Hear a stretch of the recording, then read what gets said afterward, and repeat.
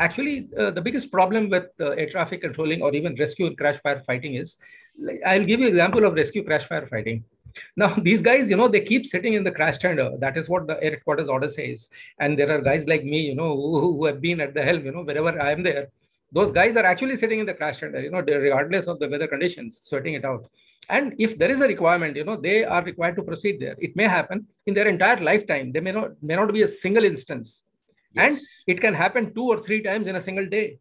I remember one case again at Jamnagar, where again from the TACD, a very senior experienced pilot gave way to another aircraft, to land, not realizing that he himself was on very, very short fuel, but showing top class airmanship. He permitted that guy to land. He landed and he came for another circuit. By the time he was coming for another circuit, it was for the other runway 06. He didn't have fuel and he had to eject. And as he ejected, there was a small little hillock kind of a thing that side.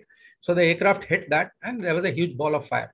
I was there in the ATC, of course, not on RT at that time, but I was on the approach channel. This was happening on the aerodrome. So it was very difficult from the tower to make out, whether that guy has landed in the ball of fire, and thereafter also the chute deployed, and then it immediately collapsed. Whether the chute deployed after he hit the ground, or whether the chute had deployed first, he hit the ground, and then the chute collapsed. So it was a very, very touch and go scenario. And can you imagine our rescue crash firefighters? They just rushed to the spot. There was this sergeant. He tried to, because all the boundaries are fenced. So they were fenced, and he tried to jump across because he tried to cut it. In an emergency, your efficiency goes down tremendously.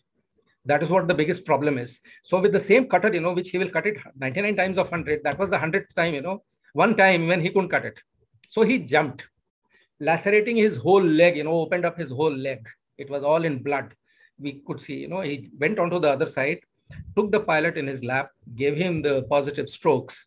The helicopter landed by then, took him to the MH there, local, and he recovered. Actually, thereafter was on crutches for quite some time, but then subsequently he walked also. There was an excellent message from him, which was displayed in the ATC tower, that thanks guys, only because of you that I'm alive today. Otherwise, I wouldn't have been alive. And thanks especially to the sergeant who gave me the positive strokes, to remain alive at that point of time. So this is another example of how a situation can be retrieved with practice and with you are maintaining your cool. So this guy, of course, he took a little extraordinary initiative, but that was very much called for. So even to his own personal discomfort, he saved the life of the pilot. You just imagine, what a big achievement that is.